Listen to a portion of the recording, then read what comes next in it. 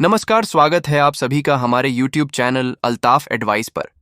तो दोस्तों, शुरू करते हैं ईपीएस पेंशन से जुड़ी एक और नई लेटेस्ट ताज़ा अपडेट में ईपीएस के पेंशन धारकों की पेंशन में होगी बढ़ोतरी।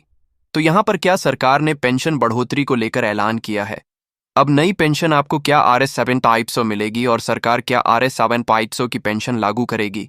तो जानिए, यूनियन और यहाँ पर पेंशन भोगी संगठनों की मांग को लेकर संसदीय पैनल ने क्या एक बार फिर से पेंशन बढ़ोतरी को लेकर सुझाव दिया है। पेंशन की बढ़ोतरी से जुड़ी बहुत ही बड़ी जानकारी आ चुकी है। RS 8000 की जगह पेंशन।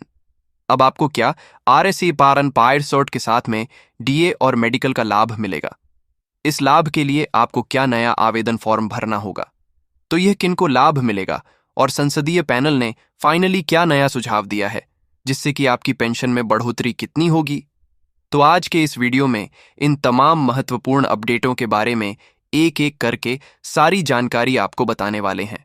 अगर आप स्वयं पेंशन भोगी हैं या फिर आपके परिवार में कोई ईपीएस का पेंशन भोगी है तो उनको यह वीडियो जरूर शेयर कर दें ताकि वह भी इस जानकारी का फायदा उठा पाए। तो आपको यह सारी जानकारी इस वीडियो में मिलेगी कि सरकार के द्वारा पेंशन धारकों की पेंशन की प्रमुख मांगों को लेकर क्या यहाँ पर अपडेट होने वाला है और संसदीय पैनल ने जो सुझाव दिया है उसके अनुसार आपकी पेंशन कितनी बढ़ेगी।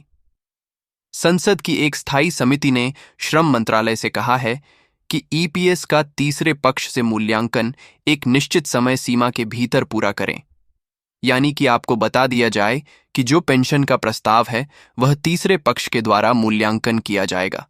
मूल्यांकन के लिए तीसरे पक्ष को भेजा गया है। उसको यहाँ पर मूल्यांकन करने के लिए समय सीमा तय की गई है, जिसके अंदर आपको यहाँ पर यह फैसला देखने को मिल सकता है। समय सीमा के भीतर पूरा करें, यहाँ पर मांग की गई है। भारतीय जनता पार्टी के सांसद बसवराज बॉम्बे की अध्यक्षता वाली समिति चाहती है कि मूल्यांकन प्रक्रिया 2025 के अंत तक पूरी हो जाए।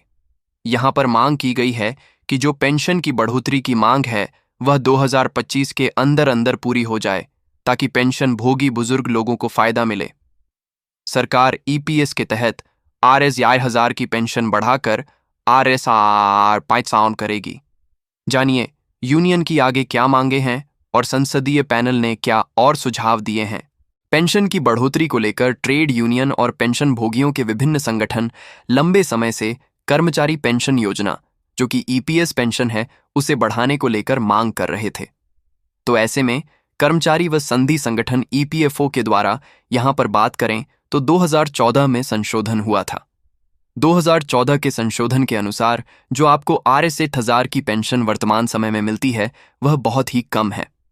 ऐसे में मांग की गई कि सरकार RS 500 की पेंशन लागू करें। RS 500 की पेंशन लेने के लिए आपको कम से कम 10 साल तक पेंशन योजना में योगदान करना होता है। हालांकि ट्रेड यूनियन और कर्मचारी प्रतिनिधि निकायों की मांगों के बावजूद सरकार ने भी ईपीएस तथा पेंशन राशि में फिलहाल कोई संशोधन नहीं किया है। संशोधन करने को लेकर संकेत दिया गया है, यानी कि संकेत मिल रहे हैं कि आपकी पेंशन में संशोधन हो सकता है, आपकी पेंशन बढ़ोतरी हो सकती है, लेकिन आधिकारिक कोई घोषणा अभी तक नहीं की गई है। यहां पर संकेत आ रहे हैं कि 17,500 की पेंशन हो या RS 9000 की साथ में डीए हो या मेडिकल की सुविधा हो, इन तमाम अपडेटों को लेकर संकेत मिल रहे हैं। आगे संसदीय स्थायी समिति ने श्रम मंत्रालय से भी कहा है कि पेंशन की बढ़ोतरी को लेकर क्या कहा गया है। संसदीय समिति ने श्रम मंत्रालय से कहा है कि तीसरे पक्ष से मूल्यांकन एक निश्चित समय सीमा के भीतर पूरा करें। जो पेंशन प्रस्ताव तीसरे पक्ष के मूल्यांकन के लिए भेजा गया है वह समय सीमा के भीतर ही पूरा किया जाए।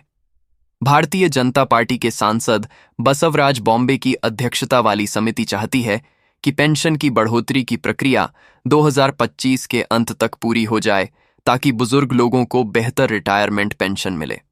इस समिति ने श्रम मंत्रालय से कहा है कि इस मामले को तत्परता से लें तथा ईपीएस के तहत RS 1000 की न्यूनतम पेंशन को बढ़ाया जाए।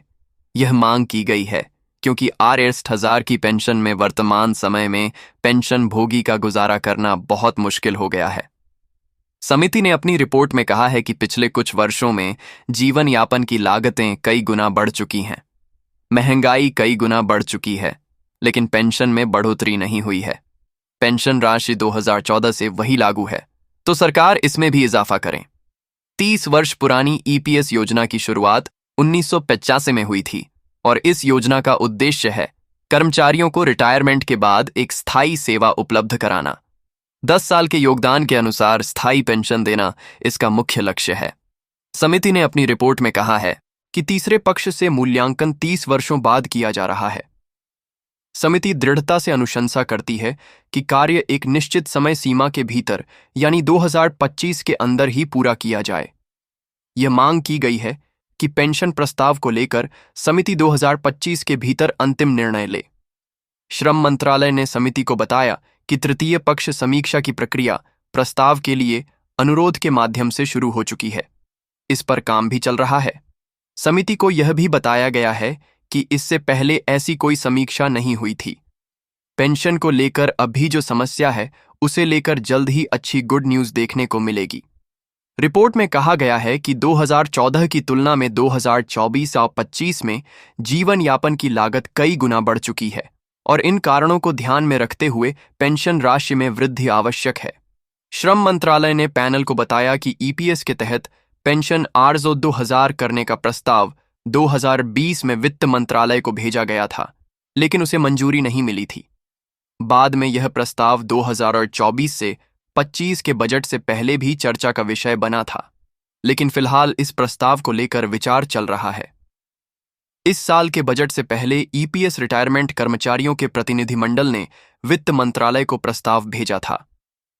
वित्त मंत्री निर्मला सीतारमण से मुलाकात कर ईपीएस की पेंशन ₹17,500 प्रतिमाह करने की मांग रखी गई थी।